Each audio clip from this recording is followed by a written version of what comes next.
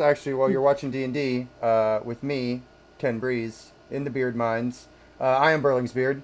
Welcome back, everybody, to our second episode. Yay, everybody! We made it. We made it to the second episode. Woo! Chow! Woo! Woo! Yes! Yes! Yes!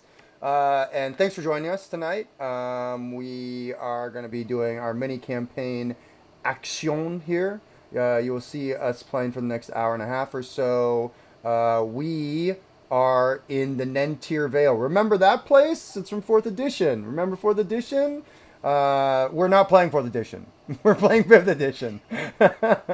Because we love 5th edition. I love 5th edition. I don't know about all of you. I would assume you do as Pretty well. fun. But, I yeah, enjoy yeah. all. I'm a big all fan. editions. Yeah. It's pretty good. I mean, It's fourth pretty good. edition, the famously non-existent edition, right? Oh, burn! All right, well, Hey, hey, I We said that hardly as knew somebody- you 4th edition. I'm saying that as somebody who enjoyed fourth edition.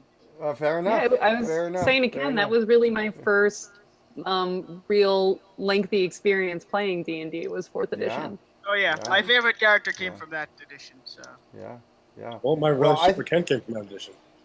You're what? Our friendship came from.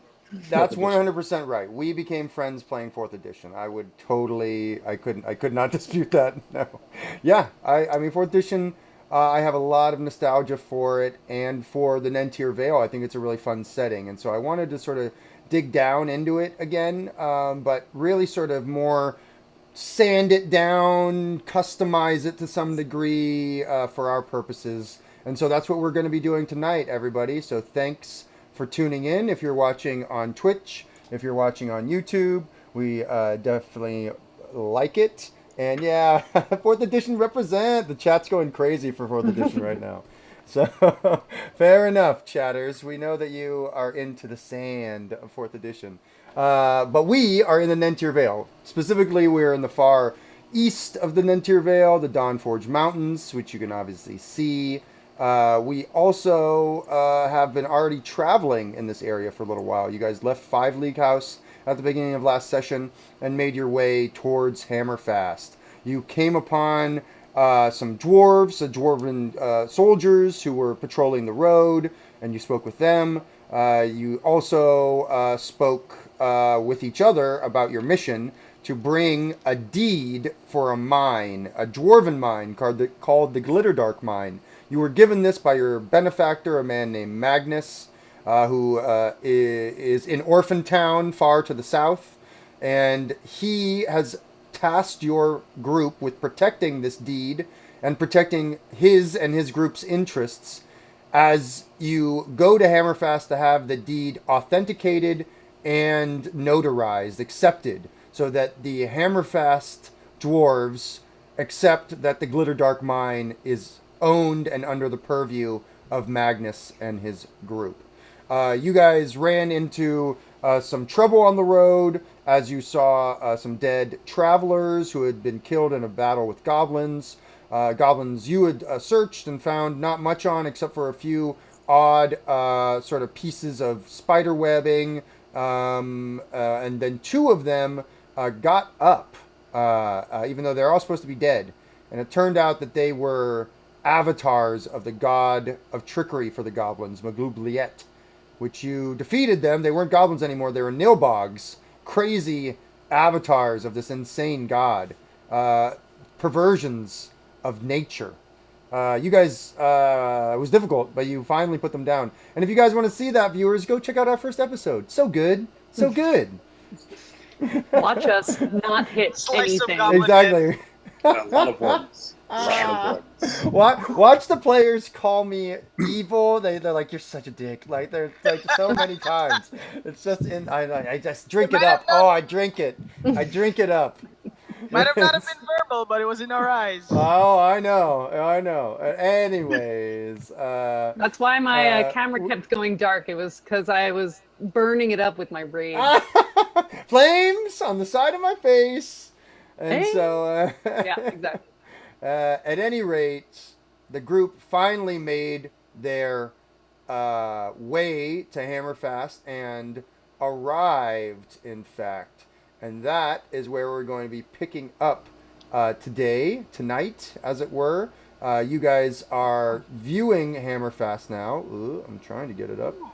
And you can see it basically from where you are. You've been getting closer and closer to it, and you can basically see that there it looks to you as if there is two entrances into the city. They are both leading into this sort of closed off part, and then there's a gate that leads into the city proper. So you guys have a choice as you're walking up.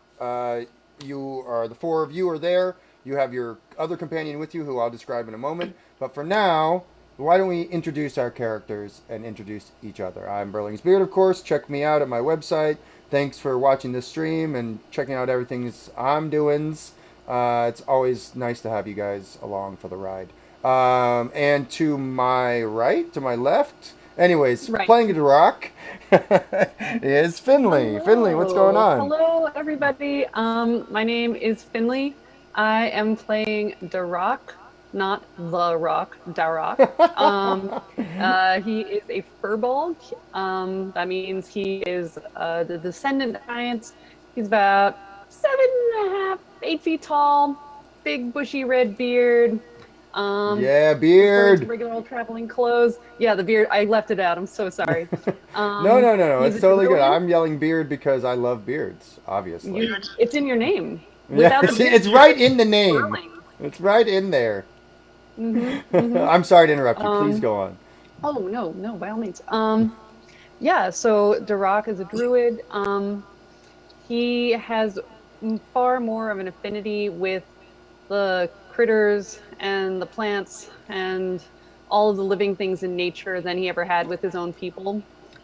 He is traveling the world in search of a quest that, unbeknownst to him, doesn't really exist. So he's really just trying to find his way in the world. What is that quest? His tribe told him that he needed to go seek the manifestations of one of their gods. Uh, and so he's trying to do that. He's just Yes. looking wherever the winds may take him for the manifestation of a sort of ancient being, Totally. That's awesome. ancient divine being. And next, Kerjak. What's up, Anastasia? How are you doing tonight, bud? Doing pretty good. Yes. Scantet. Name's Anastasia. I am playing Kerjak. Kerjak. Kerjak. Kerjak Blood Spear Orc. From No back tusk. of Kulkosar. Yes, Kerjak also called No Tusk because Kerjak likes stories and let humans go free. Orc not like it. Tribe not like it. And yeah, totally fairly hopes to become a knight because of the fairy tales he has heard, and Yeah. kind of tough because he knows that killing is not a knight is not supposed to just kill needlessly, but he kind of likes doing that. So it's very tough because it's like, but it's kind of fun, but I can't. And just kind of follows the creed of I will not attack first. So as long as you don't attack him, he's good. But the moment I you will not him, attack first. That is a good code of honor. That's a good code of honor. That's basically as simplified as you can get it to be. Can you describe for us what kind of armor and or weapons he might be wearing? Yes. Kerjak wears no armor. He just has, kind of really beaten up tunic, pants, boots that have probably never seen better days. His blade is a great sword that just looks like a piece of metal that has been beaten flat and sharp. It is ugly, it is wicked, and covered in rust. So, tetanus. Awesome. Cool. And last but not least, our good friend Alaron, played by Anthony. What's good, Anthony? Hey, how's it going, Berlin? So I'll be playing Alaron. Yeah, he's a half elf with brown skin. He's rather lithe and tall. He was raised by his elfin brothers, and a bit of an outcast growing up because he's part human. But he studied their ways and is quite a scholar. although unfortunately he no longer lives there because his clan was under attack by humans, and the Fucking rising racial humans. tensions between the humans and the elves got noticeably more thick, and so Alron figured it was best for him to leave that hostile environment. And now he makes his way as a mercenary, a traveler. Indeed, and there are two other entities with you. One of them is a halfling bon vivant, a trickster, card player, a performer named Callie. And along with Callie is her pet pig, Rimpleton, aka Rimpy the Crowned, aka Sir Rides a Lot. And Sure rides they on my head a lot. Yes, rides on your head a lot. Exactly. Rimpleton in the house. Rimpy, rimpy, rimpy. All day long. And so you guys have a teacup pig, a halfling, a furbog, a half orc, and a half elf making their way towards Hammerfast. Who has the deed right now? Who has the glitter dark deed? Alron does. Alaron has the deed. Good to know. You guys can see that the stout walls of Hammerfast are looming ahead of you. Or rather, ahead. You're getting sort of a bird's eye view from a ridge that you were sort of on before, but you've been going down now, and you realize that you're going to have to make a choice soon about which way to enter the city. You can see that the road leads to a western gate and an eastern gate. The western gate is closer to you, and the one that is facing us now in the graphic. That western gate seems to have a much longer train of carts and merchants and travelers who are trying to get in to Hammerfast. Whereas the eastern gate, which is a little bit further away from you currently, on the other side, has a much, much shorter line. And that's what you guys see.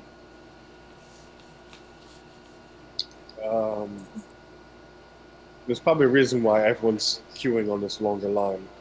I'm gonna go up to one of the people in the line and ask them if it's the best way of getting into the city. You guys are still probably, I would say, a half a mile away from the end of the line. Maybe a mile away from the end of the line on the eastern side. It's obviously closer to go to the one that has more people in it. If you're heading that way, Yes. then you're heading that way, and it's about a half mile away from where you are now. So Kerchak, okay, waiting. This line looks good. Who are the people in the line, if I could ask? cool. Why don't you make a perception check? You guys are about a half mile away from the people in the line that are trying to get into this western gate. That's a 16 for me. Nice roll. You guys, the other two can make perception checks too, if that's something you would like to do. Oh, You crit? Yes! Nice. First roll. critically First failed. roll of the night. Crit. Yeah! Well done. Well done. Critting. How about for you, Alaron? What'd you get? I got a 1 on the die, so I'm just Nice. gonna chalk it up to a failure. Yeah, you get What's some going on dust with in your eye. dice You here? get some dust in your eye, and you just can't. You're like, you got just some dust and grit in your eye that blows into your eye from the peaks above. I mean, you were more your eyes sort of like lose focus, and you refocus then on the large peaks that sort of dominate these Dawnforge mountains that you have climbed through the foothills of the forested foothills, but now you're sort of looking more at the actual mountains. Hammerfast is built right at that sort of borderland between the foothills and the actual mountains. That's why it's sort of built on these plateaus that have ravines in between them. But your eyes, Alaron, are now focusing more on what is called the Forge Peak, which is the largest sort of mountain in this area. It's looming over the city, sort of to your right, if you will. It's just south and to your east. And it definitely has snow all over it. Yeah, it's quite large and somewhat imposing. Durak, you with your role are able to see. It looks like most of the people who are in line look like they are merchants. They all seem to be of all different shapes and sizes. You're seeing halfling merchants. You're seeing dwarven merchants, human merchants. You even think that you're seeing an elven merchant as well. They none of these people have arms or armor on. In fact, you're getting the sense that it's rare that people have a lot of weapons or armor, unless they're soldiers or adventurers or something like that. And that being said, there are one or two what you might call mercenary or adventuring bands that are in this line as well.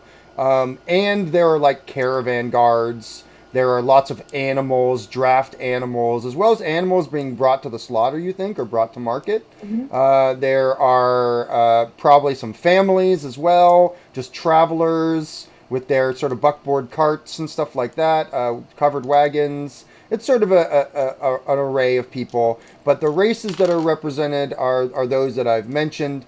It's possible there might be others that you're just not seeing. But those are the general sort of things that you see.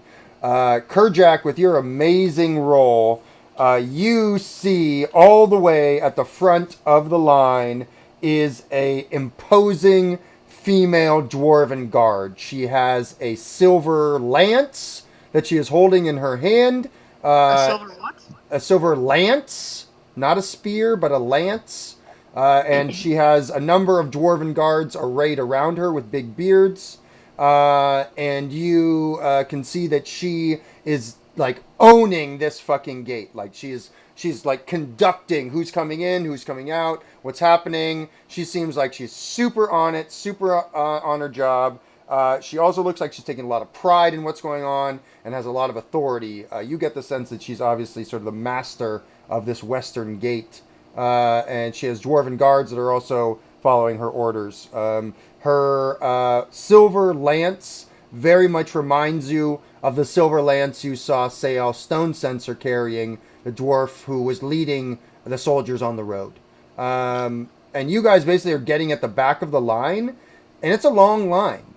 It takes about an hour for you to go through it. In that time, you can take a short rest if you'd like to spend any hit dice or anything like that. You guys are just sort of chilling in line, regaining some vitality, as it were, drinking some water, eating, and just generally shuffling forward as sort of this long train of visitors. There is some scuttlebutt about why the line is so long, Alaron, which is something I think you were trying to figure out. And you're able to figure out that on the other side, the person who runs that gate is notoriously shitty to people. Like, just notoriously. He's like a big bully. And his name is Trag. And he's a human. He's not a dwarf. And he's just a real dick to everybody. And so no one likes to come through the Eastern Gate if they know about Hammerfast, because that dude is just dickish. Also, the thing you're realizing very quickly is the reason it's taking so long to get everyone in is because the first thing... P.S. Fuck Trag. That's right. Hashtag fuck Trag, Mordecai. Thanks for watching, Mordecai. You realize the reason it's taking so long for this sort of train to go through the gate is because right after going through the gate, you have to immediately go to the Hall of Accounting, which is, you get the sense is a tax hall of some type that you need to pay to get into Hammerfast or do business in Hammerfast or something. There's some bureaucracy, basically, that you have to go through. And so that's basically why it's taking so long for this thing to be happening, these people to be getting in. Because not a lot of people are leaving. Some are leaving, and I mean, you see some merchants probably leaving. Also, you might notice that there's actually a bit of water that's running around the sides of this sort of like plateau. And you do see like some canoes tied up on like the non-city side of it, and maybe people getting in there and going down with canoes like humans, maybe some halflings, something like that. So there is movement and commerce here. You're also realizing that the road you've been traveling on, the trade road, intersects with another road that is going from north to south, whereas you've been going from west to east. you realize that this trade road that you're on is now intersecting with something that's called the Iron Road. And you hear that the Iron Road leads north and south to mines, mine concerns, and different outposts that the dwarves of Hammerfast have carved out of this area in the last centuries since they've retaken the necropolis that was overrun by orcs so long ago and turned it into one of their last remaining bastions. Now, interestingly enough, you all are also able to see as you get closer that there is a single spectral dwarf standing on the battlements of this western gate that you're going through. And you're realizing that the walls of Hammerfast are 30 feet. They're thick stone. There are guard towers, which you can see represented in the illustration every so often, that are definitely manned, that have ballista and catapults on some of them, which you do not see in the illustration. That being said, there are some other buildings that are in here that we'll start to get into in a moment. But you guys basically get to the front, and you can see that dwarven woman that I was referring to. And she looks around. Who's in front? I am. Alaron's in front. Cool. She gazes you up and down and says, "You have no goods? What are you, mercenaries?" I spawned in Dwarven. We need to get a piece of paperwork approved. Make a persuasion check, you. What are you doing, Kerjak? Yeah, spectral. That's right, Psalms of the Silent. I'm just going to explain Hammerfast for everyone in case you didn't know this, viewers. Hammerfast is a city that was once a necropolis for dwarves where they buried their dead, and tons of treasure was buried there as well with the dwarven dead.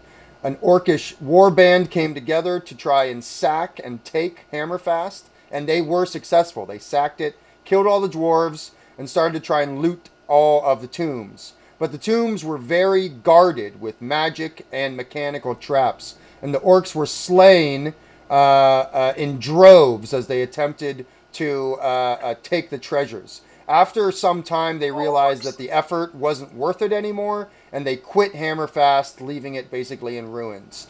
Some centuries ago, dwarves returned to Hammerfast and turned it into one of their fortresses, even though it's a necropolis. An interesting fucking thing that's going on is that all of the spirits, dwarven and orcish or whatever, that died here back in those centuries ago have lingered on. And not only that, the town council has called them citizens of Hammerfast. They are respected and treated as fellow citizens. So Hammerfast has spirits and the living together in a dwelling.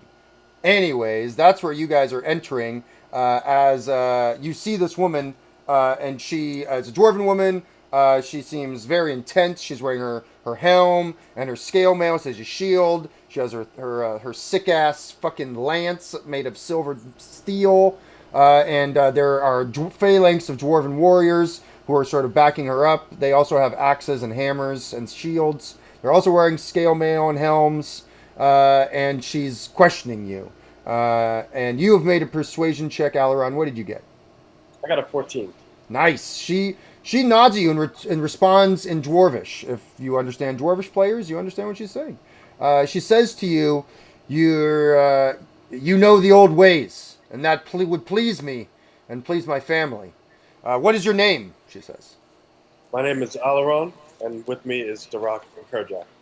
She gazes over you, and Kerjak, you're a half-orc. Her gaze lingers on you and sort of looks you up and down, and you should make an insight check, please. Just gives that toothy grin, just like, eh. Eh. That is a... What is my 11. A lemon? A lemon! I'm trying to think of a special rule for a lemons. I'm trying to figure out, like, there has to be something amazing that happens every time you roll one. At any rate, I'm workshopping that. I'm workshopping that. And so, yeah, the tusks are protruding. But with your insight check, you get the sense that she's not bearing ill will. She's actually looking you up and down and sizing you up as a warrior. What your strengths and weaknesses might be. And you get the sense that there is a respect there of one warrior to another. Durak, she looks you up and down, and just her eyes widen. She's never seen a furbog before, and she's sort of like her mouth hangs open for a second, and she says to you, "Are you from the Thunder Tribes?" Durak is trying to make himself like as small as possible. Because Cool. it made him a little uncomfortable when they stared at him before. Um, Yeah. no, no. What's And that? she sort of shakes her head and looks back to Alaron and says, "I am Thora Longhammer.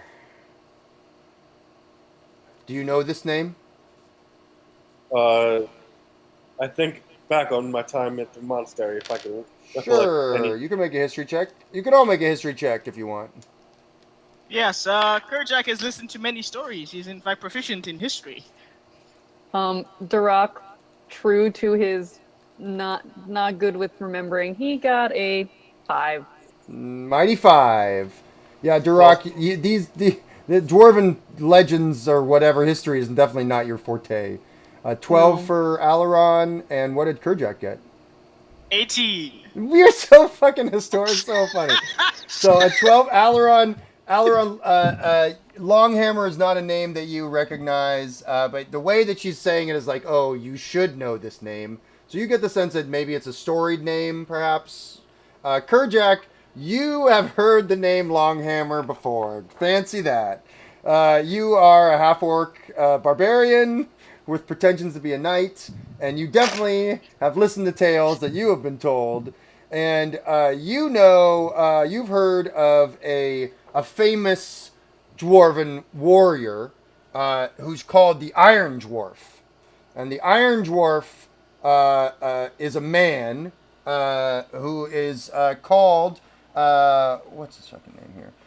Just so I get it right. He is a Longhammer, and he is named Korthak.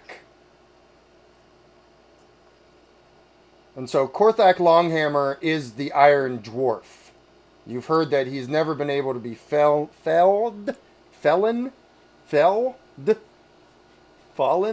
I don't know. Where am I I? think Who am I? well, At any rate, that's what you know about that. So you think that this younger dwarf, she might be a part of that family. Kerjak is gonna go, "You are of kin to Gorthak Longhammer, Iron Dwarf." And she seems impressed by that. She says, "Ah, your memory brings honor on my family. Kerjak likes story. You know the stories, the tales, the sagas of the Longhammer, of the Iron Dwarf. I would hear you tell them, but not now. Maybe some other time.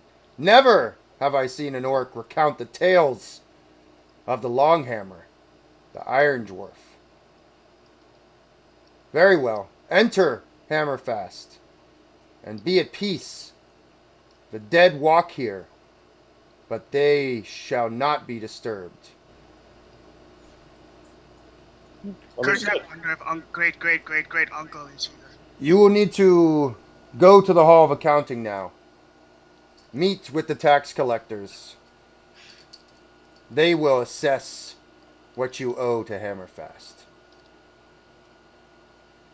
understood. If I may ask you one question, we must.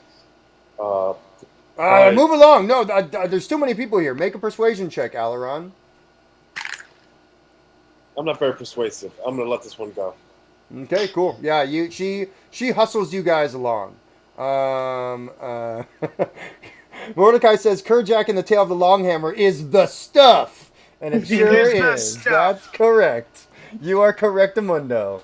At any rate, yeah, you guys enter into this sort of area right in front of the western gates, and you can see now that it is much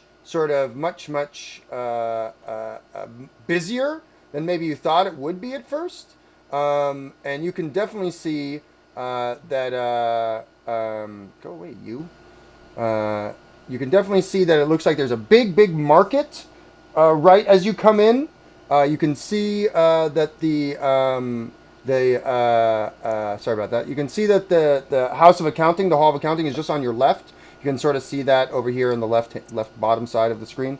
You can see that there's a big market. It's very busy. It has stalls. It's a big market square, and it seems to be perimetered by a warehouse that's sort of on your left. And it looks like some stables where a bunch of oxen and different horses and stuff like that are being taken. Oddly enough, you all see, even from across this busy market, there's a blazing, beautiful white stallion that's sort of bucking up and down, that's being sort of led from one stable to another. And like the dwarven sort of stable handlers are having trouble trying to keep the stallion from jumping around and just being like super duper, rowdy, as it were.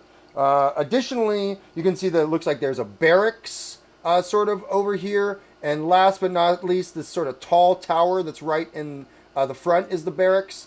And then to the right of it is the Hall of Justice. You're very sure that's what that is. It looks like where the law is sort of meted out.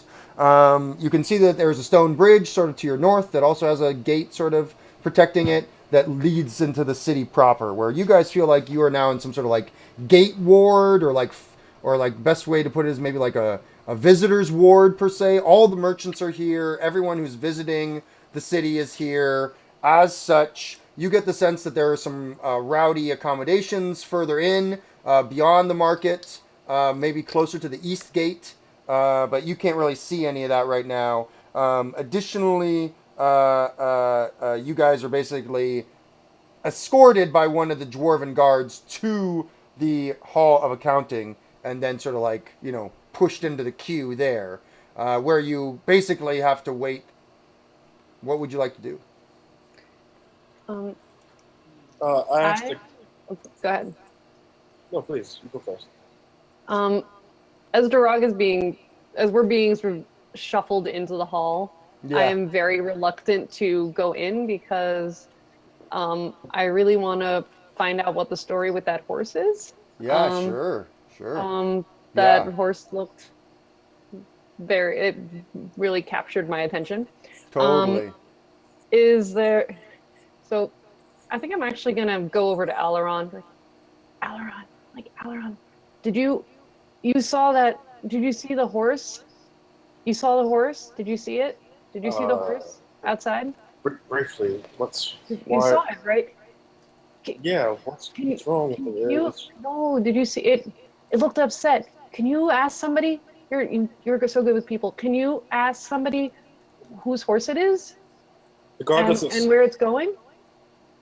The guard that's escorting us obviously can hear what we're saying. I tap him on the shoulder. Who are you tapping? I'm sorry, who are you tapping on the shoulder? The guard who's escorting us. Yeah, he's just about to leave.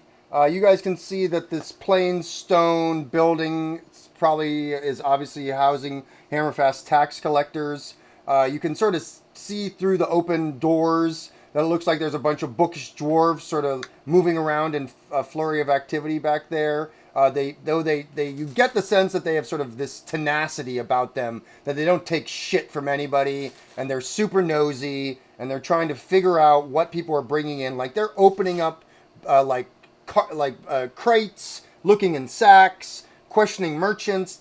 This is more a place for merchants. But since they were unsure about why you guys were here, they're like, okay, well, you have business, I guess. So go see what your business will be costing you to do here. It is sort of chaotic for sure. Though you're getting the sense that they're keeping very meticulous records about what comes in and what comes out.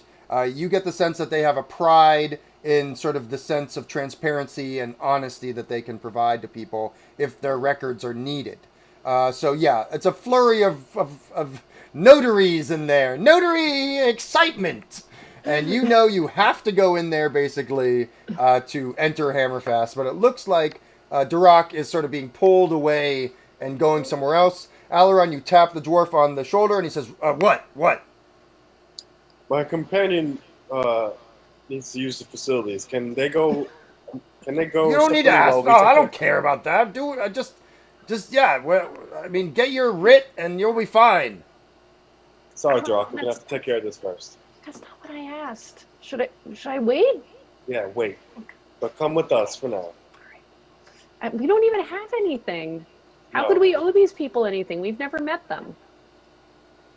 Did That's we do them a favor? Did they do us a favor? there are laws of man. Kerjak thing is called civilization. Very good, Kerjak. Very good. It's civilization. That's right. Kerjak I think I thing. better get used to that.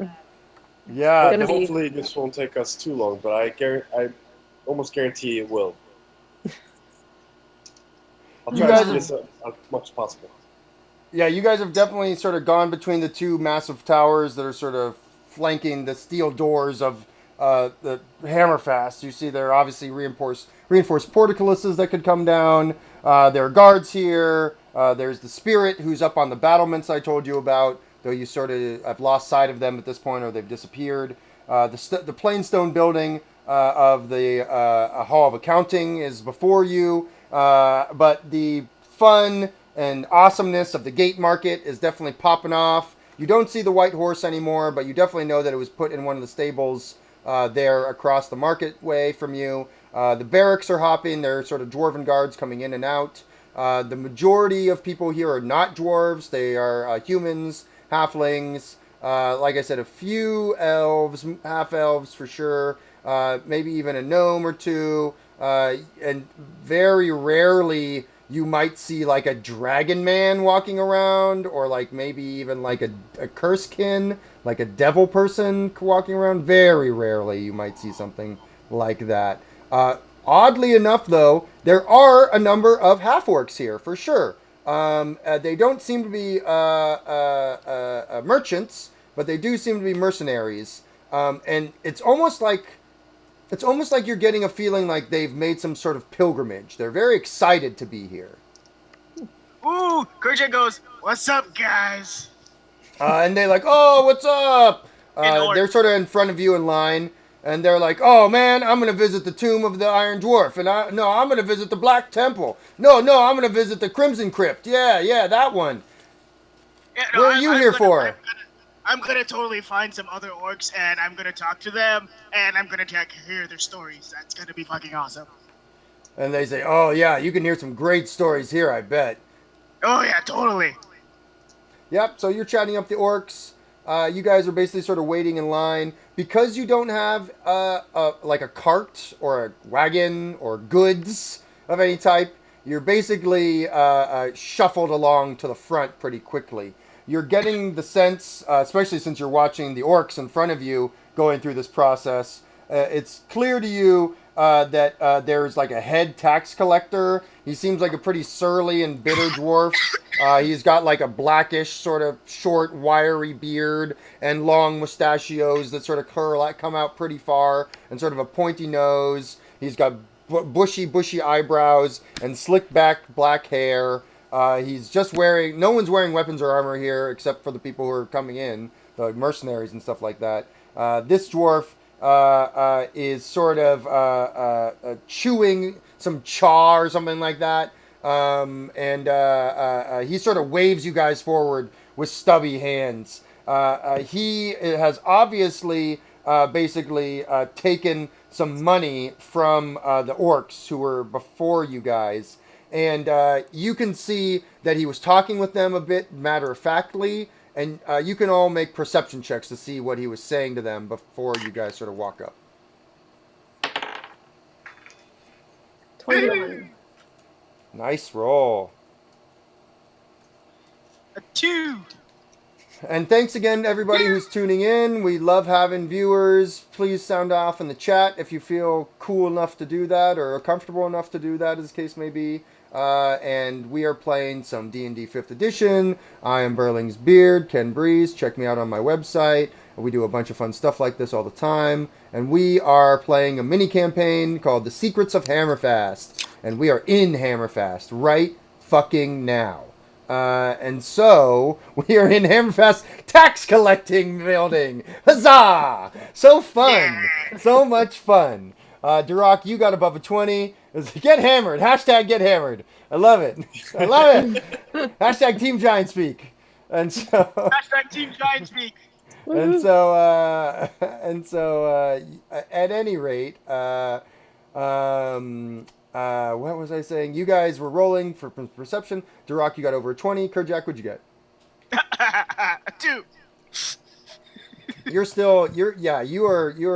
There's too much going on here. It's too loud. It's too busy. You're taking a peek at some cows that are nearby you, and that's when you guys are sort of realizing that you've lost Callie and Rimpy. They ran off somewhere. Apparently, they weren't able to resist the marketplace, the pleasures and enjoyments of the marketplace. So who knows where they are at this point? They just ran off, disappearing between the legs and behind carts and wagons. So small and so lithe and quick, they disappear into the crowds. But you guys are stuck being adults, hanging out in line at the tax collecting agency.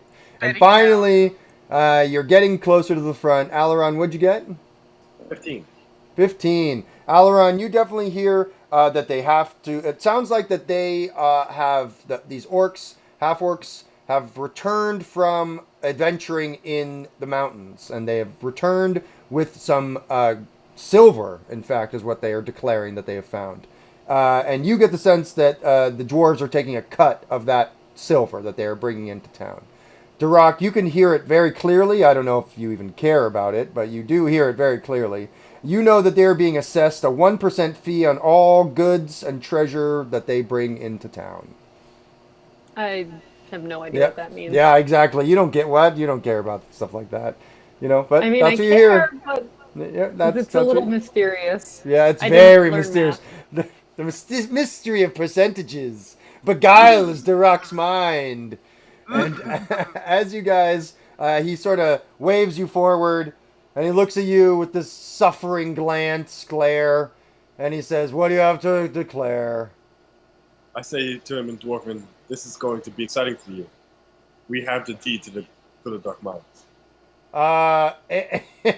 And you can tell that he was like willing himself to be all like, "Fuck this guy! Like, I can't be surprised by anything. Like, no way is this guy gonna say something to me that's gonna..." And he just like sort of chokes on his coffee or the thing he was chewing on, his cud, his sort of chaw. He's like, "Blah, blah, blah," and he looks up at you and he said, well,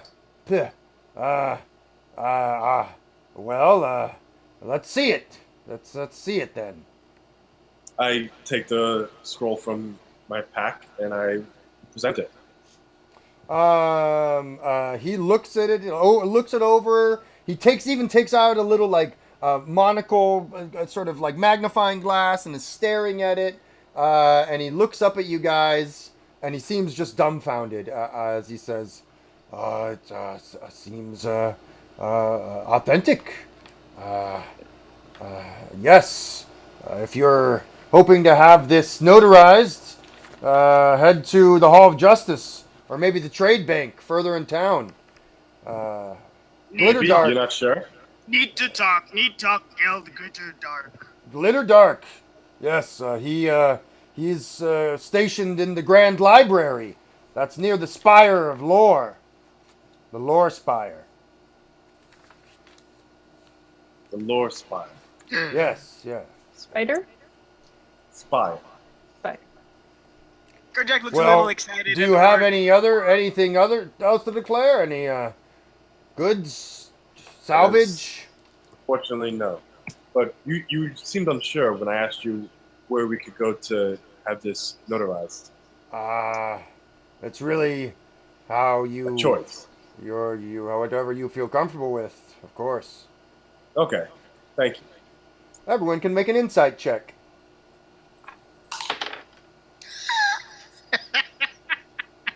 Nice. 21. What'd you get? What? 21? Nicely done, Duroc. Kerjak? Nat 1. Nat 1! Yay! I Well went from done. 2 to 1. Yep. That's great. You're just going down a step. It's cool. Alaron, what'd you get? I got a 17. 17, nice. Kerjak, yeah, this guy is... He is too opaque. He is a mystery wrapped in a riddle, wrapped in an enigma. You're not sure what he is about. These talks of numbers and percentages and owing things is just sort of not really sinking in with you. This does not seem like the legendary tales of dwarves you had heard, sitting around a table talking about gold and percentages and money exchanging hands or portions of trade goods exchanging hands, as the case may be. Alaron, you get the sense that he is interested in what you're talking about. He has a more interest than just a tax collector, as it were, even if he's the head tax collector, which you get the sense he is. Durak, you know that as well, but you get the sense that there's something that he is like this. This will trigger an action. Like this knowledge is important knowledge, and he will do something with it. He seems as if he will report this, perhaps, or something like that. So I was gonna look down because I've been very lost by this conversation. Yep. But I'm also very like sort of ill at ease. So I'm gonna look down where he was like, "I'm sorry. Did we do something wrong?" 'Cause He looks up at you like the first time he's even sort of addressing you, and looks into your like tall, over 7 foot tall. He's a dwarf. You're a furbog. He's got a big beard, but you're big. Your beard is bigger. You have this big, beautiful, beautiful red beard. I am envious of your red beard, and it's like you're just this gorgeous person. You're long limbed, and you're like stepped out of a fairy tale. And he's looking you up, and he says to you, no, you have done nothing wrong. Everything is fine, and you can all make an insight check if you would like. Because I just want to make sure it's okay that we have this paper, this mine. Well, it's not mine; it's ours. Well, it's not even ours, but it's about mine. Kerjak pats Durox. He just like. What'd you get, I got Alaron? 9. I got a 12. Nice, Kerjak. A lemon. Nice, a lemon. Cool. So 12's the highest. You all get the sense that everything is very copacetic and fine. He's actually like, what are you guys talking about? It does seem like that Durak is maybe misreading the situation, perhaps. Yeah, he's like, I think our business is done here. Fine. Then we will leave to the Hall of Justice. Thank you. Cool. So yeah, you guys walk out of the Hall of Accounting. You have been accounted for. They do ask your names before you leave. I assume you give them. And you find out that the tax collector, the head tax collector, goes by Glodreddy. Glodreddy. Glodreddy. That's Indeed. nice. Yeah, Glodreddy with wiry black beard and long mustaches and a pointy nose. And he likes to chew He likes to chew chaw. He's a chaw chewer. Chew chi chi cha chew chawer. He's a cur. At any rate, you guys emerge from the Hall of Accounting into the Gate Market. There are a number of colorful tents that standing in this open area. It's definitely has a festive atmosphere. So many different people sort of melting together, rather, mixing together, hanging out, buying things from each other. Smells of food, different clothes, woodwork, all different types of handcrafts. It seems as if people are just sort of setting up right here as they sort of arrive. And that being the case, there are some oddly sort of exotic goods here that come from far off places. You guys are sort of on the perimeter of it. You can see off to your left, looks like a big warehouse where dwarves are loading in crates and different boxes that are coming off different wagons that are being brought into town. You also see that next to it there are stables where the oxen and the horses are being brought. The livestock that's for sale, geese, chickens, pigs, goats, that type of stuff is here in the market itself. You can hear the bleating and the noises coming from somewhere in the market, which is generally loud. You hear music. You hear performers. It is sort of a festive atmosphere, as I mentioned. Additionally, the barracks is looming large. It's the largest tower here in the guard ward, the gate ward, if you will. And the Hall of Justice is behind it, an imposing stone building that has a broad flight of stairs leading up to double doors, and statues of the dwarven god, Moradin, one depicting him as a smith, the other showing him garbed for war, flanking the entrance of this two-story building. And that's sort of where you guys can see that on the other side of the market square at this point. What are you doing? Well, sort of just as we were leaving, I'd like to bend down to those guys. Like,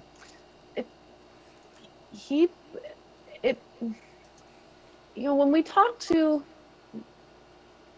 back there, he didn't seem like he wanted us to have this paper. It seemed like we were in trouble. Didn't you think we were in trouble? Kerjak not know. That didn't occur to me. But Kerjak think that maybe be more quiet about paper. Perhaps. I'm starting to get the feeling this is the second time someone's reacted strangely. Because you're the ones who really know what the paper says, but I know that it's important. So we shouldn't have anything happen to it that Magnus wouldn't want. No, of course not. Obviously, that's why I keep it safe in my pack. But let's head to the Hall of Justice as quickly as possible and get this deed done. Kerjak hears stories from Bloodspear that dwarf are greedy. Could be they don't want non-dwarf to have mind for themselves. Well, dwarves, like many of the races of the realm, are a bit xenophobic, but they're still fair. They won't cheat us out of a properly owned deed. So let's get to the Hall of Justice and prove that it is indeed a deed, so we can finish this deed.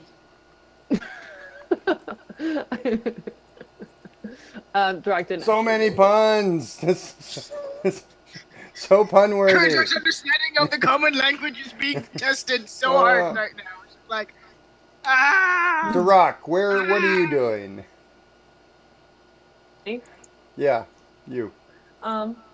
Well, and so I think as we cross the market square, I'm just looking around and noticing that, sort of being aware that we are in a built environment now and not in nature anymore. Yeah, it's all stone. Yeah, it's all stone. I'm just looking to see maybe, saying hi to some chickens as we go by, seeing if there's any little plants. Maybe sort of like if we pass a little crack in the dirt, it's some dirt dirt, I here. lean down and it's definitely dirt here. So there's some scrub grass for sure in different places, though a lot of it's been tramped down by all the traffic through this area. There are definitely animals. The chickens sort of look up at you inquisitively as you sort of cluck at them, speaking their language. And you guys are generally making your way towards the Hall of Justice, is what it sounds like. As you arrive at the steps and you go up, you go through the large doors, and you can see that it looks to you as if this place, this two-story building, the bottom is basically, looks like mostly a court. Though you do get the sense that there may be a hall of records upstairs, and there may even be a jail in here somewhere as well, as you're seeing a dwarf in manacles being led about by other dwarves who are obviously sort of guards. You get the sense that there's a long sort of docket of cases that are being tried here, from anything from tax disputes to criminal cases, and you're getting the sense that the judge has a reputation. The judge has a reputation and is known as Beldrin Youngbeard. He is a prodigy, actually. He's a very young dwarf who has mastered the intricacies of dwarven law, and now enforces that law here in Hammerfast. Apparently, he enforces it with extreme prejudice, no matter the case, whether it be prosperous merchants, crippled guard veterans, or grieving widows. He is. Veteran what? What's that? Sorry, That's veteran okay. what? Or young beard, excuse me. He's the judge. Okay. And so you guys basically are seeing him sort of in his capacity. And you get the sense that no one here really likes him. They all sort of fear his judgments, even though they are fair, as far as people can tell. Sound like war chief. Ah, There's a clerk, a law clerk there, who you can talk to if you'd like. I'll walk up to him. He says, "Do you? How can I help you?" We wish to notarize a document. Do you have you have your paperwork? I have the item that I wish to have notarized. I don't have any other paperwork. Do you have a sponsor for court? Perhaps we should start at the beginning. How do I go about notarizing a deed? You will need to have the deed authenticated by the judge. His Honor will hear the parties' arguments on the validity of your claim, but without a sponsor, the claim cannot be enforced. I understand. Do you have a We will- sponsor? We have to meet him. His name is Glitter Dog. And with that, his eyes go wide. Whoa, glitter dog! He's like, "Wah!" Like you totally have surprised him with that. Like you're dropping truth bombs on him, and he's like, "Wah!" And he just sort of stares at you, sort of hang mouth for a second. Well, we are off to Spire. Thank you for your information.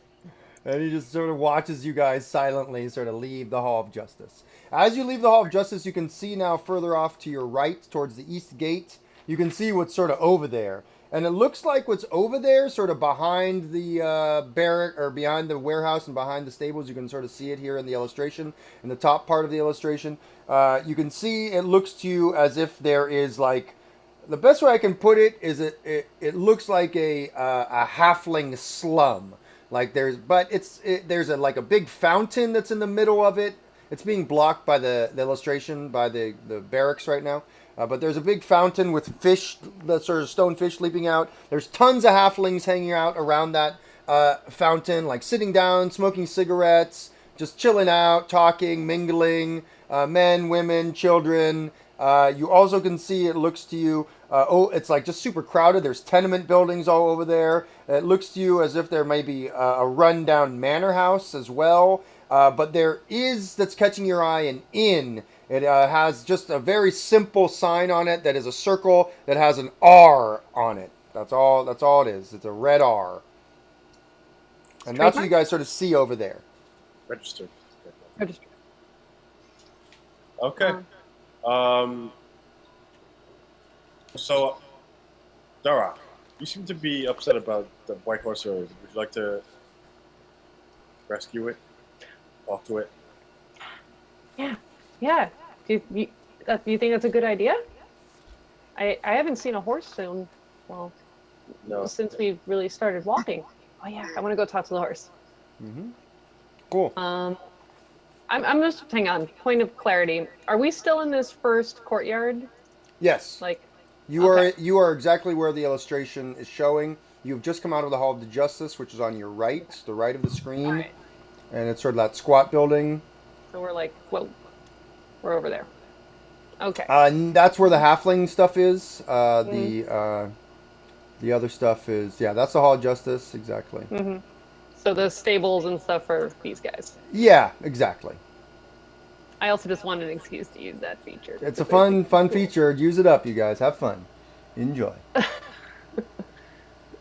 Now Anastasia's drawing all over my map. You monster. You're a garbage person. You're garbage. I curse you. All Yeah. right. Welcome everybody. If you're just Talk tuning someday. in, I'm Ken Breeze, Burling's Beard. Where you are watching some D&D with the crew. We are in Hammerfast, plumbing the secrets. Someone's Of asking you to bureaucracy. draw a goat. People really want you guys to interact with the goats. I don't know Happy to why, do that. but the chat is screaming for goat love. I mean goat interactions of some type. How about some goat love? I'm How about? not into. No. No. They also No. said maybe just get a goat leg. So maybe Yeah, that was Oh. me. I That don't was know. me. Oh, that was you? Nice, Kerjack. Good. There are Good. definitely goat legs that you could buy here that are being cooked. But at any rate, it sounds like you guys are going over to the stables. And as you're moving through the market, is there anything you're trying to look for in terms of goods or services? I'm going to keep. I'm going to keep a close eye on my bag. Mm. Yeah, good call. You don't see anybody who's specifically looks like they're trying to pickpocket you, but it could happen at any moment. Kerjack, Gotcha. you definitely see that there are lamb legs, lamb shanks that are roasting for sale, and they're selling them for like 2 copper pieces, probably something like this. Are you getting one? Yes. Awesome. Yeah, go ahead and subtract that money as you lose 2 copper pieces. Uh, Oh my God, math. Better keep I track know. of that. Um, Okay. Can At any I? rate, you can just put negative 2 copper pieces. That's also a fine way to go, and you can do your math later. Oh, no, Duroc, you. Oh, fine. Well, Duroc, you definitely see this happening, obviously. As Kerjack, do you want to describe what you're doing with this lamb shank? eating it. Yes. Scrubs is like, Lustily. peering into it. It's like, ah. The goat feels so good. Goat tastes so good. Everyone's saying around you, "Oh, I love it. It tastes so good." I mean, Darok knows that this is part of the balance of life, that things eat things. He just chooses not to. Yep. Um, Goats are friends, not food. There you go. Goats. Indeed. Um, so I'm sure that we'll see her again, but I think as we're going also, Callie, I miss my friend Rimpleton and Yep. Callie too, to a certain. So I think just as we go, if I see any small critters, could be like, hey, also, if you see our friend, we're looking. We miss you. Come back. Just You make an will- animal handling check. Oh yeah. Um. So, it's an 8. Weirdly. Yep, Low. weirdly. But, yeah, but just It's hard for you to get sort of a vibe from these animals, but they all generally are listening to you. well, it None of must be them because they're food animals. none of them seem to be dicks. They all seem to be pretty passive and nice. No, the chickens are total cocks. Hey-oh. Ah. Puns everywhere. Never Fate says Rimpleton was carrying the team last time, you guys. Just want to let you know that there are some Rimpleton lovers out there. No, literally, this part of the team was carrying Rimpleton. You were literally carrying Rimpleton, yes, Mhm. and Callie as well, the halfling. At any rate, Anyway, you guys so- get to those stables, and you can see that it looks like there are a number of different dwarves here, and it looks like they've also paired with some humans who are like moving horses or oxen or draft animals of different part in different ways in different places. You're sort of able to get the attention of one of the sort of stable boys, and he says, "Oh, what's up? How can I help you? Well, you need a horse? My You want to friend- rent a horse? My Hey, friend what do you is want? a You want a master camel? animal Don't have any handler. camels here. um, You want like lizards? No lizards either. Just horses. Maybe ponies. You have warg? Wargs? What? That's crazy talk. Never let those in the city. All right. So, young ward. My Yeah. friend here is an expert animal handler and would love to lend his services. Services. so I If was you're, like, I have. Sure. Yes, you let's sure go are with it. tall, Mister. Oh, jeez. Yes. You too. he sort of looks askance at that, Thank and you. he says, Oh, well, I guess we could use some help, but I don't know. You have to talk to the stable master.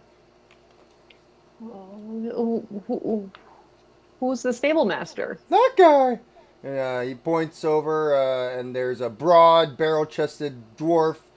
He's got sort of thick braids coming down, but they're all sort of been gathered up and put into a ponytail. He is very handsome.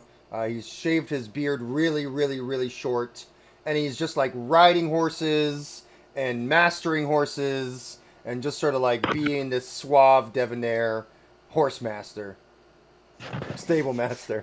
Not to belabor the point, but Yeah, yep. mastering That's so many. that's his deal. That's his deal. That's what he's doing. So, is he on a horse right now? He is, as a matter of fact. Yes. Yes, he is Um, on a horse right now. Or in a horse. And I he's mean- whispering in its ear, and he's just petting its neck. Oh, Wait, can he talk to animals too?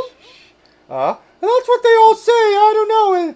I don't know how you speak horse, but Well, it's just like, you know how you can speak person.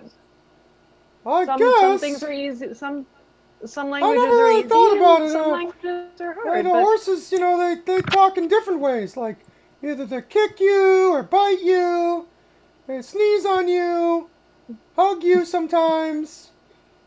well, So, that's just how they talk. yeah, that sure is. They Well, talk loud, real loud. How old is this guy? I don't He's know. a I don't stable know. boy. 13 years old. Okay. He's just a stable boy. Wisecracking. Yeah, he's a stable boy. What do you want I from can't me? handle it. I guess. Can we just keep talking? Well, hey, yeah, whatever you want to do. Um, So I gotta go about my duties, though. I mean, what do you need? I guess I'm like gone off to talk to the horse. All right. Um, Well, you don't know where the horse is. You saw it sort of taken into the stables. You're not sure where it was boarded. So are you just sort of walking into the stable? Why is there a purple sort of wave I think it's a goat. moving over It's the a goat. map, Anastasia? It's a Is goat. that a goat? Is there a goat goat. being drawn right now? Let's check in with this goat. Someone did say draw a goat. They did They say said draw that. a goat, so They I did. did. You gotta listen. Oh my God! Some sort of goat. It's Okay. Anyways, Enough of this silliness. I actually don't like this lady. Like, Alaron, why'd you tell him that I wanted to work here? I don't want to work here. Because you're concerned about the horse, and that's the quickest way of getting inside. You think so? I mean, I guess the real quickest way to go inside would be to go through the door, but Yeah. Why don't we try your way then? It's just okay. I mean, your way sounded interesting too, and yeah, I know sometimes I miss things. So, but the door is right. go ahead. It's there. Go ahead. There. That's where it is. Okay, Yep, it's right there. we go that way. So yeah, you guys are trying to sneak into the stable. Is that what's happening? I wouldn't call it sneaking in. We're boldly striding. You're just boldly into- striding in. Cool. boldly and- striding where no furbolgs have strode before. And you're going in as well, Kerjack? Kojak is just eating his meat. Yeah, he's just following and eating. It definitely I mean, smells I'm not like a like- stable in here. It smells very, very heavy of manure. It smells very heavy of animal pelt, live animals. It smells of everything, all the things. It's very intense aroma. Remember, it is sort of early summer, so it's actually quite warm, even though you're high in the mountains.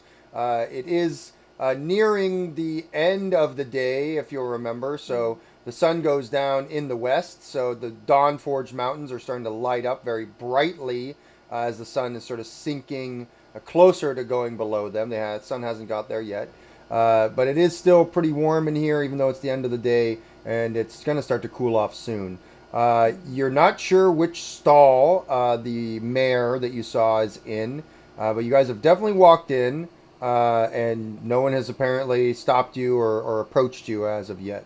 What would you like to do? I mean, I'm just gonna like sidebar here and say that I don't really have a end goal here, but that did seem like a cool horse. So the goal is really just talk to the horse. But yeah, as well, and Draka's sort of. I'm assuming that it's like Finley, we're playing D&D, man. You're playing D&D right now. You are playing it. You want to find you're playing it. Finding the horse is playing D&D. Hey, where you guys tell me where you want to go and we will go D&D. there. This is D&D right now. This is it. We're playing it right now. Sure? We're playing it. Really? We're playing. This is it. This is it. You're playing it. Looking for the horse. Looking for the horse is not sidebar. It is primary. Own it. Own it. Listen. Listen. Yeah, so I'm assuming it's just like, where there's stalls in a side aisle where you can walk, where the hay is. So I'll just make my way kind of stooped down the aisle to see if I see that horse. Make a perception or investigations check. That's up to you. You can roll whichever one you want. What are you doing, Aileron? I'm going to look for this horse.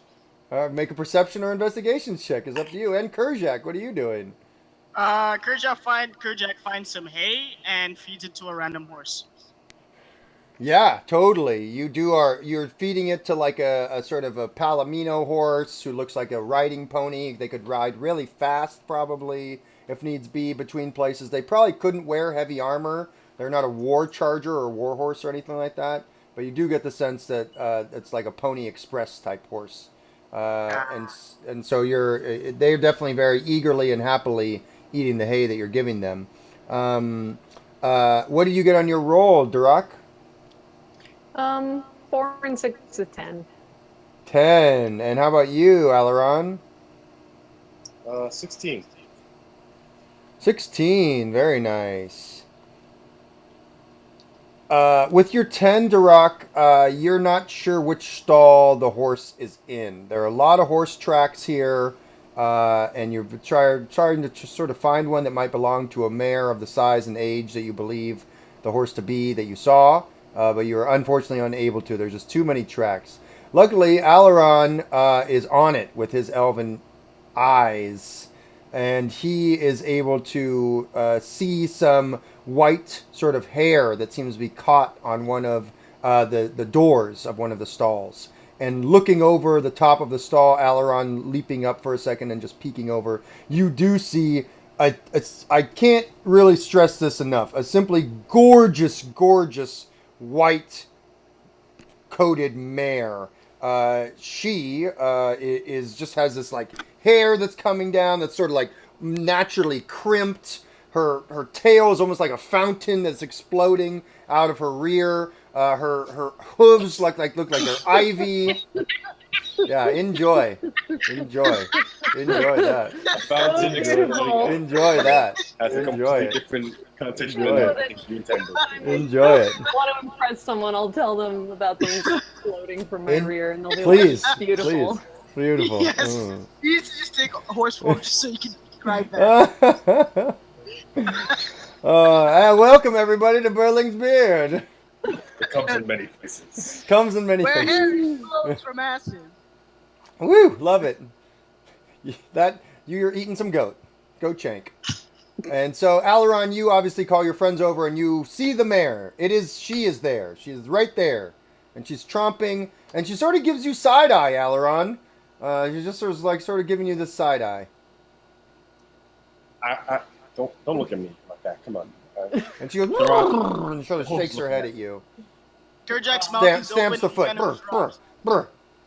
Kerjak's mouth is open and he sort of drops the legs like. This steed, Kerjak, you believe could bear you into battle. Could bear arms and armor, but it doesn't have the wide, broad girth of a war charger, but more of the elegant sort of frame of maybe even a fey charger or something like that. This might be something that an elf might use or ride on. This looks like an elven steed, perhaps. Whoa, like knights. Yeah. Kerjak kind of zones out for a moment as he just imagines riding on a horse, just like. Yeah. Super happy. There are tons of horses in here. Making some of my time in my elven monastery, have I seen horses like this before? Yeah, make a history check. 13. 13. You have not, but this definitely rings a bell for you with maybe a horse that a holy warrior, an elven holy warrior might ride or use or something like that. Cool. Yep. So, The Rock. You found the horse. So I guess I'm like so excited about this horse because, yeah, so I was going to go up and kind of like put my hands on its nose and start going like, woof, woof, woof, woof, woof, woof, woof. Horse, horse, horse, horse. Horse, horse, horse, horse, And if you could understand horse, it would just be like, you know, like just the most eloquent small talk you ever did here. Like, hi, we're adventurers. We've come from a long way away, but you know, we're on an important adventure and we're on an important mission. But you know, we saw you out front. We just had to stop and say hello. Do you have a name? It's going. Brrr, it's sort of like shaking its head back and forth. As you first start to talk to it. It's sort of like just sitting there a little bit more passively, giving you a little bit of a side eye. But as you start talking to it more, you're obviously speaking horse to it, so no one really understands what you're saying except for it. It is shaking its head. It's going. Brrr, brrr. It's sort of like clomping its hooves. And you think that it's getting agitated. And I think everyone should make an insight check, please. Yeah. Sorry. Did you get a crit? Did you crit it? Yes. Yeah! Brr, brr, brr, brr, brr. Nice. Critting the insight on the horse. Amazing. Yes. This is How about- where I shine. This is where I shine. This is where Duroc, I how shine. about for you? I got a 16 total. And for Aileron? 19. 19. Cool, you all did good. Kerjack, big what's your deal. total?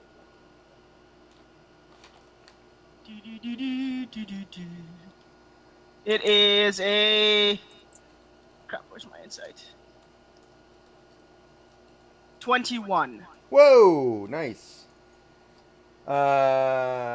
Cool. You all did very well on this roll. You all get the sense that this horse is trying to communicate with you and trying to tell you something.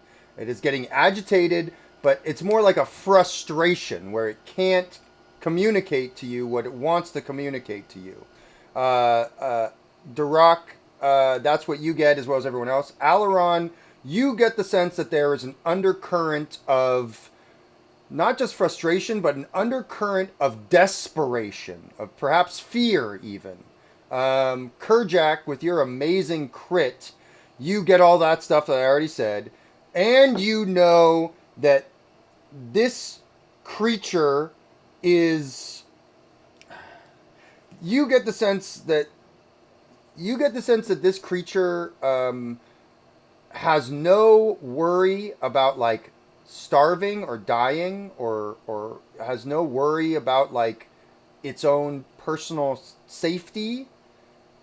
What it is trying to communicate seems to be focused around something like a predicament or something like that. Like something's wrong. Something's really wrong. But it's tough to tell what that may be.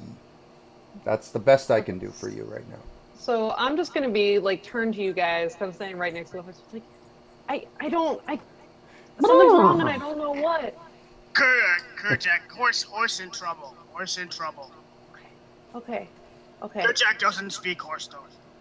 Don't you speak horse? Why do you not speak with horse? I can speak to it, but sometimes I can understand, but sometimes I can't. Okay, here's what we're gonna do. Okay, horse, you gotta calm down.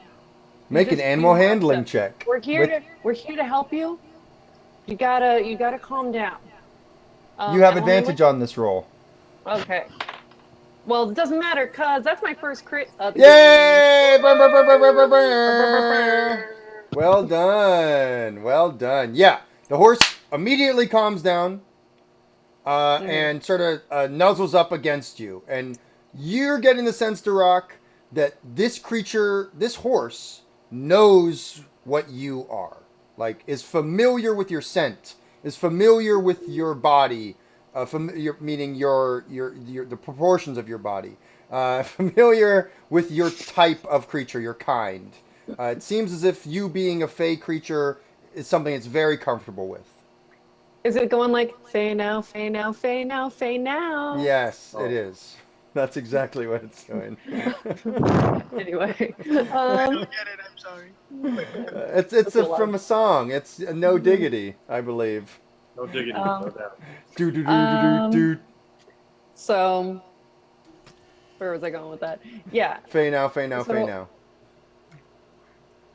so now that it's able to listen, it's like, so we should how do they usually do okay, one stomp for yes, two stomps if you mean no.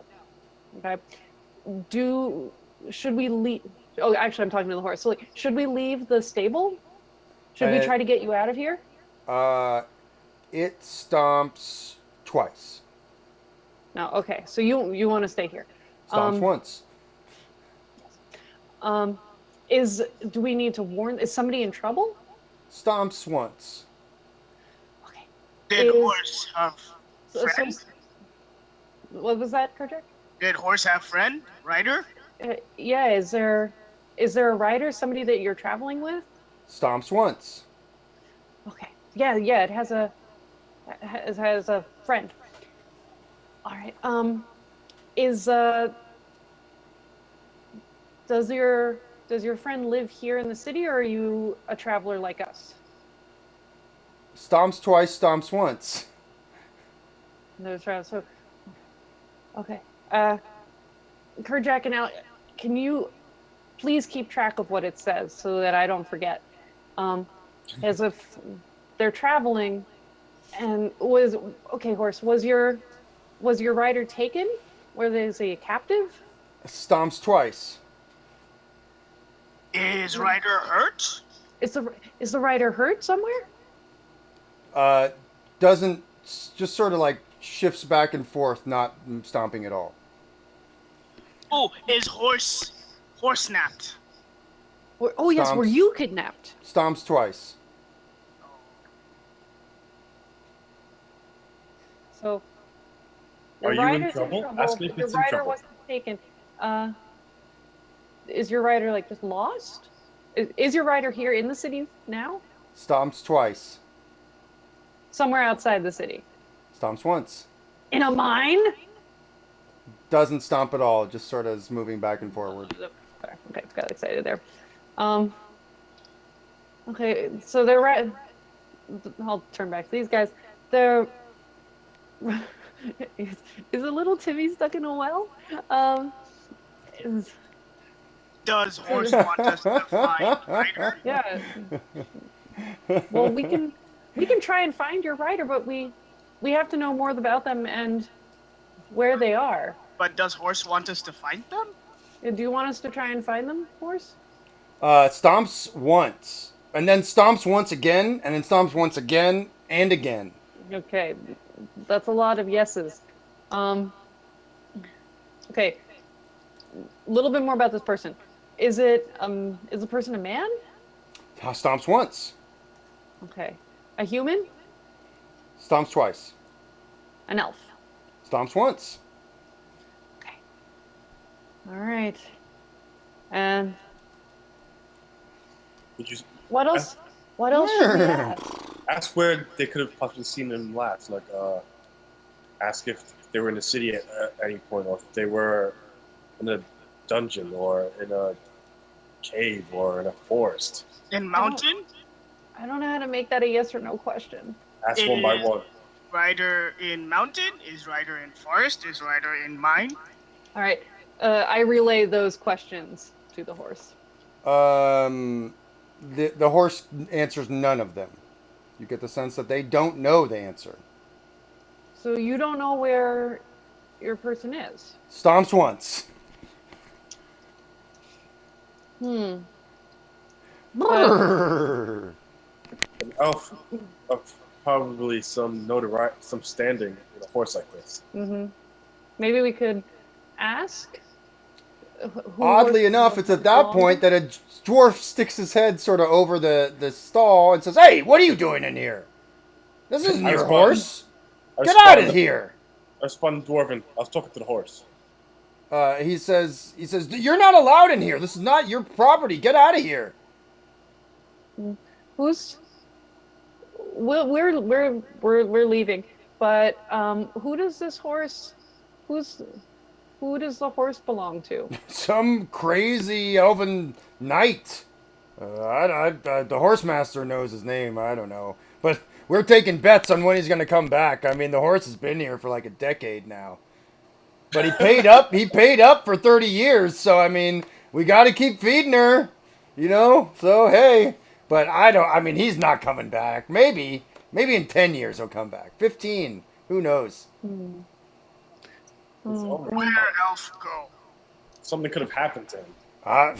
Hey, bud. I just muck out the stalls and feed the horses their apples. You do good work. I This horse sure is as well hell taken do. care of. And now you guys got to get out of here. You can't be in there. We're going. He's obviously warily looking at your weapons, but he seems to be putting forward a gruff dwarven stableman exterior. Oh, I Kerchak apologize. picks up his leg from the floor and starts walking out. He The wipes horse it is on his going. pants. The horse is like going nuts as you guys are leaving. Like it doesn't want you to leave. It's like trying to get your attention. It's like starting to get super agitated and like rearing up and just going fucking just really agitated. so I'll turn back and say, we'll try to find your person. We don't, to be honest, we don't really know where to look yet, but if they can be found, we will find them. Kerchak never say no to help. And the horse calms and gives you guys a very side-eye? intense side eye. Yes, exactly. Kerchak tries to like be knightly, like. "Rrr." You are told that the champion, this elven knight, who apparently may have been a paladin of Bahamut, this elven knight disappeared a decade ago. His name, Baldur. And that was the only name he gave. That name's unfamiliar to me. Go ahead and make a history check, Alaron. Everyone like can make a Kerchak, history I've check. also heard. You are at disadvantage, Kerjak, as are you, Durak.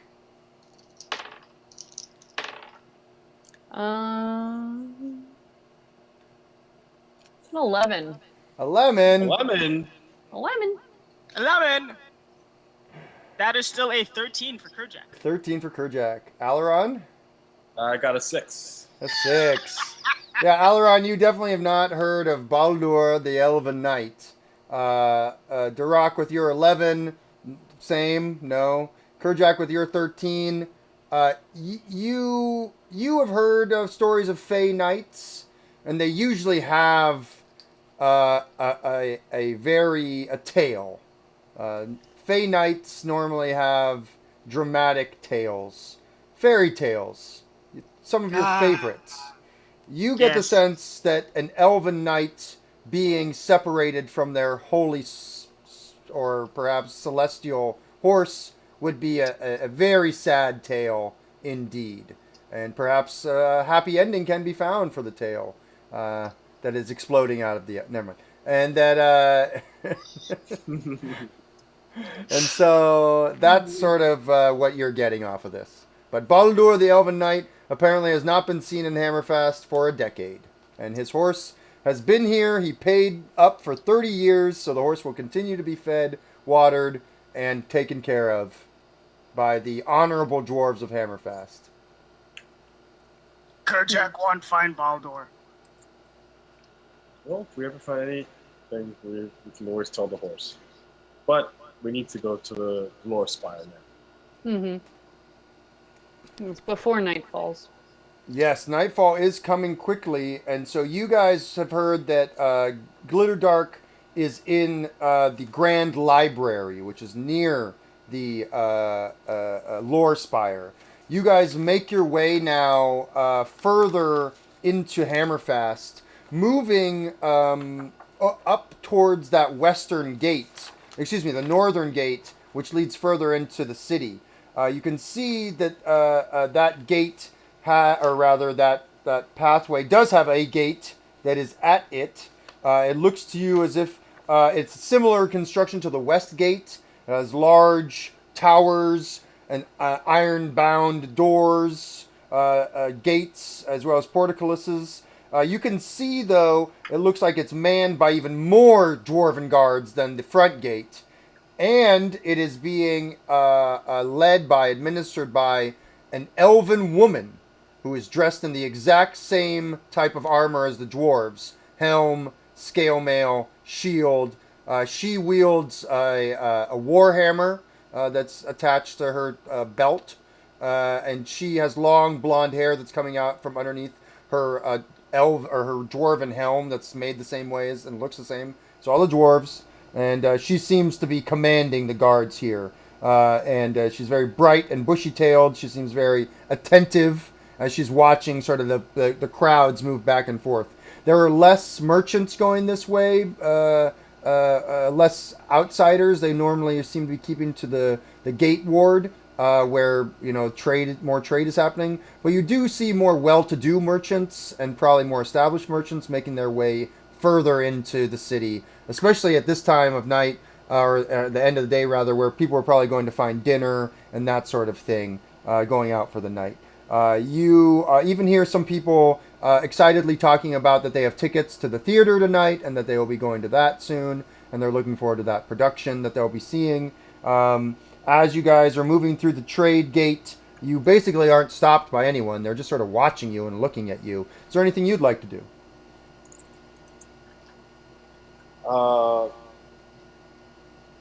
I'm still focusing on getting to the Great Library. Yeah, totally, you do. As you come out from the trade gate that I've described, you see spreading before you now a long, large boulevard.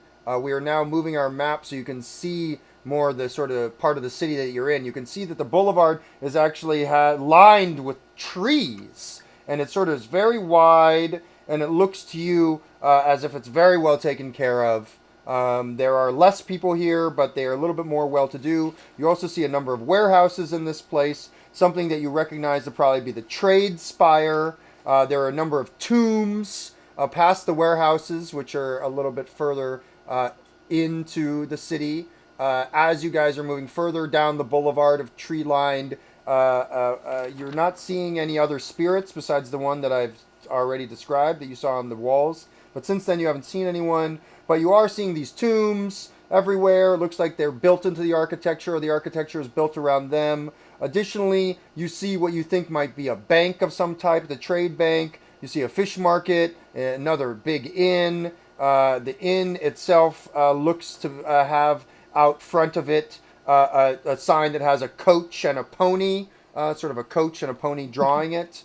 You can also see, it looks to you as if in this area there is a gambling place, like a gambling hall that has a sort of a large wooden replica of a gold coin out front, basically. And you can hear a lot of rowdiness coming from that sort of building as you move past it.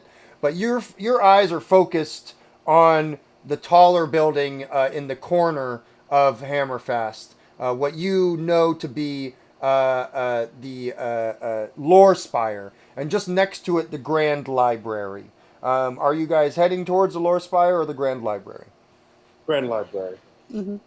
All right, you do. It is indeed quite grand, and it looks to you as if different scholars are sort of coming in and out of it. Mostly dwarves, but definitely a few humans and halflings, elves as well. And so you guys are sort of approaching it very approachingly. And you can see now that Hammerfast spreads out even more sort of around you. You can see there's a large a plinth that was probably some sort of capstone on a tomb. You can also see what you believe to be the trade spire. You remember hearing that there are 3 guilds in town, the masters of which make up the ruling council: the trade guild, the lore guild, and the builders guild, the if you will, the craft guild that they call themselves, as they build a lot of different things. But you guys have obviously gone to the Grand Library. It spreads in front of you is a single story above ground, but it is a vast, grand, almost like pantheonic looking type of building. You guys are heading in, and you are hearing the sounds of a dwarf, very frustrated, cursing, in fact. Damn it! Damn it! Damn it! Damn it! And that's what you guys hear. What would you like to do? Poke our noses into their business. Cool. Yeah, you walk in and you see what looks to be a hot-tempered dwarf. He's very short, very short. He is dressed though in very ostentatious regalia. You think him to probably be the chief librarian, in fact, because of the authenticity, the ostentatiousness of his regalia. You see him with a fiery red beard, and he seems to be throwing tomes and just cursing. They all seem to be in a big pile around his feet. This is a grand library. You're sort of more in the entrance vestibule, and he's just cursing and throwing these books around just willy-nilly, going, "It doesn't matter! I guess it just doesn't fucking matter!" And he just seems to be going nuts. What doesn't matter, sir? And he looks at you, and he says, "That damn spirit is rearranging my library!" And that's where we're going to end for tonight, you guys. Thank you all so much for playing this amazing session. It's been really good. Really looking forward to next week. Those of you who are watching, please come back. We're going to be playing every Wednesday night going forward now for the next 4 or 5 weeks. So please do tune back in to our mini campaign, The Secrets of Hammerfast. I am Ken Breeze, Burling's Beard. Please check out my website. Check out my other projects, what I'm doing. I'd love to get your feedback and just rap with you. Thank you all so much for playing. Durak, Kerjak, Alaron, I'll turn it over to you, Durak. Please tell us about yourself and where we can find you. And thank you so much again for playing. Thank you, Ken. This was really fun. I'm glad that we went from tax percentages to nightmares of the Dewey Decimal System. Again, my name is Finley. You can find me on Twitter at double checking at infernal_glow. I messed up my own Twitter handle last time. So if you want to read along as I post about politics and education and post cute pictures of dogs, you can do that. We love doggos, and we love you, Kerjak. You've been getting a lot of love on chat, Kerjak. You might win MVP for this session. Possibly, maybe, you might win MVP. Kerjak, tell us about yourself. What are you up to? Any projects going on? Any gaming, role-playing? Are you DMing anywhere? What's going on? Nope. I'm taking a long break after doing way too many DMing things. Yeah. So I'm taking a nice break to kind of chill out for a moment. Well, we're glad to have you here. Find me in the void of null space. We will attempt to find you in the null space. And Alaron, Anthony, thanks so much for playing. Where can people find you, bud? You can find me at anthonyleelow.com. That's perfect. LELWE. And you can see some of my art up there, and maybe follow me on Instagram. You should. He's a great artist, and he's being inspired by another campaign that we're in together, and he's been posting some sick-ass art of his new character. I do a lot of character illustrations. The RZA! All right. Well, thank you all again so much for tuning in. We'll be posting this on YouTube, so you can definitely watch it again, or tell your friends to watch it, which would be awesome too. And we will be back with more Secrets of Hammerfast next week on Wednesday at about this same time. We'll look forward to having you all back again. Thanks so much for tuning in, and we'll see you then. Bye. Bye. Bye. Bye. Bye. Bye. Bye. Bye. Bye. Bye. Bye. Bye. Bye.